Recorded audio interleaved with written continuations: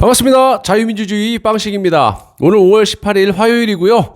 현재 문재인 정권의 내임덕은 확실히 왔다라고 보고 있습니다. 자, 권력의 냄새를 하이에나처럼 킁킁킁 잘 맡는 정치꾼들이 아주 득달같이 달겨들고 있죠. 대표적으로 송영길과 이재명 경기도지사입니다. 자, 그런데 그간 4년 동안 이 지정학적인 한반도만 믿고 동맹국인 미국에게 그렇게 말도 안 듣고 대들다가 요즘 미국이 호되게 문정권을 혼내주고 있는 듯 보입니다. 아주 작심을 한 것 같아요. 자, 여러분, 미국 사람들이 보통 보시면 이렇게 좀 싱거워 보이지 않습니까? 자, 실제로 처음에 속이긴 좀 쉬워요. 하지만 한 번 속았다 싶으면 두 번째는 절대 속지 않아요. 그리고 대차게 후려가기죠. 지금 문재인이 그런 상황에 놓여졌다고 판단이 됩니다. 여러분들도 아시겠지만 이 문재인의 외교 특보로서 그간 4년 동안 국민의 세금을 무지막지하게 쓰고 전 세계를 돌아다니면서 각종 로비나 북한을 찬양하는 짓을 해왔던 이 문정인 할배 아시죠? 이자가 나대다가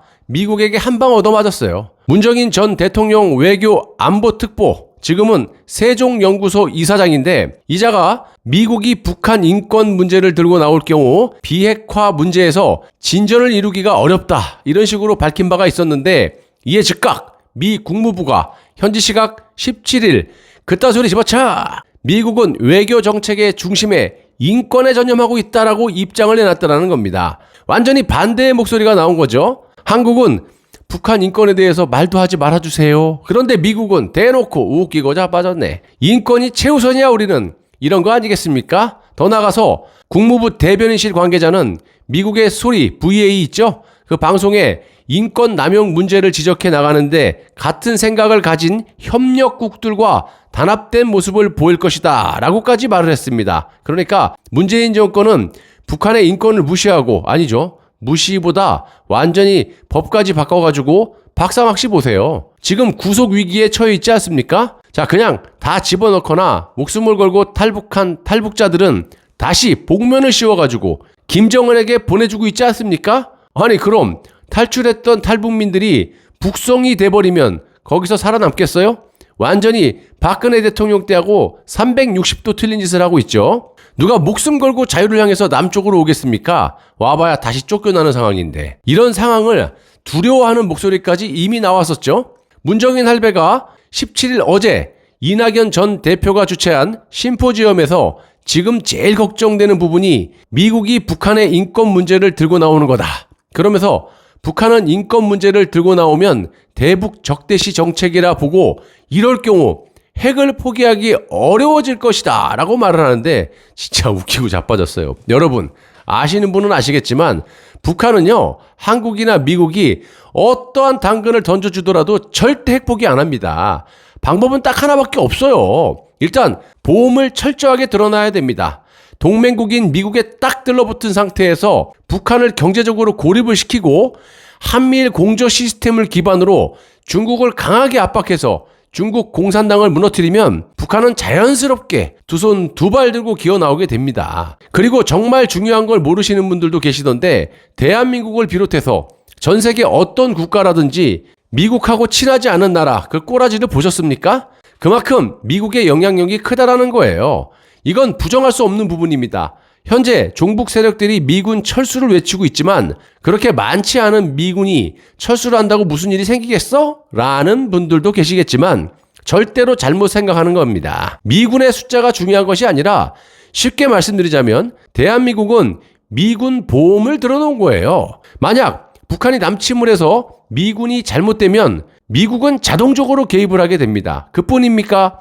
미군이 있기 때문에 한반도에 전쟁 억제력이 생겨서 다른 국가들이 한국에 투자를 하는 거예요. 자, 이렇게 생각을 해보세요. 아프가니스탄 같이 허구날 전쟁이 벌어지는 나라에 어떤 기업이 투자를 하겠습니까? 예를 들어서 공장을 지어. 그런데 미사일 한 방 맞고 다 날아가. 기업도 마찬가지예요. 그렇기 때문에 미군이 있으므로 국가의 안보도 튼튼해지는 것이고 또한 경제도 발전할 수가 있는 거예요. 베트남을 보세요. 남쪽의 사이공이 월맹, 현재 하노이보다 경제력이 안 좋았습니까? 군사력이 안 좋았습니까? 하지만 미군 철수를 외쳤던 한 줌도 안 되는 베트공들이 선동질을 하는 바람에 미군 철수 후 2년 만에 공산화가 된 거예요. 우리도 베트남처럼 보트 피플이라도 하고 싶은 겁니까? 공산화가 돼서 살자라는 겁니까? 현재 대한민국에 얼마 안 되는 종북 세력들이 베트남의 베트공 같은 그런 짓을 하고 있는 거예요. 일본이라는 나라가 힘이 없어서 또 돈이 없어서 미국에 저렇게 절절 긴다고 보이십니까? 미래를 생각하고 국민을 위하고 국가를 위해서 더 부강한 나라가 되려고 저러는 거예요. 대한민국은 일본보다 훨씬, 아니 비교할 수도 없는 지정학적인 조건을 갖추고 있는 그런 일본보다 훨씬 부강한 나라가 될 수 있는 무한한 잠재력을 가지고 있는 나라예요. 그런데 국민들의 강력한 안보의식이 떨어지다 보니까 좌익들에게 정권을 허구한 날 뺏겨가지고 뒷걸음말 치고 있는 거 아니겠습니까?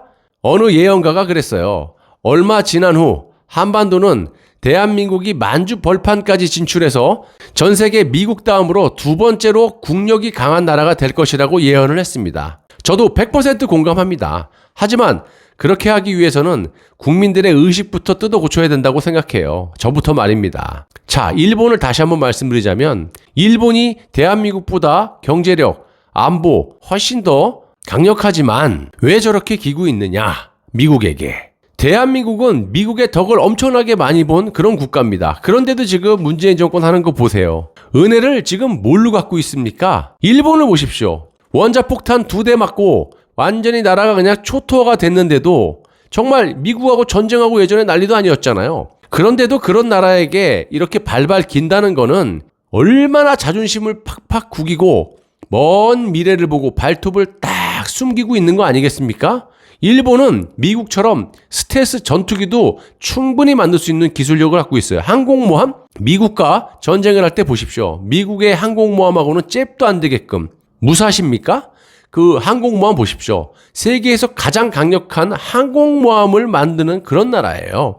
그런데도 미국에게 발발 기는 것처럼 보이는 것은 발톱을 딱 숨기고 먼 미래를 보고 있다라는 겁니다. 현재의 자존심보다 일본처럼 다소 자존심이 상하더라도 먼 미래를 보고 향했으면 하는 개인적인 바람이고요. 저는 현명하신 여러분들을 믿습니다.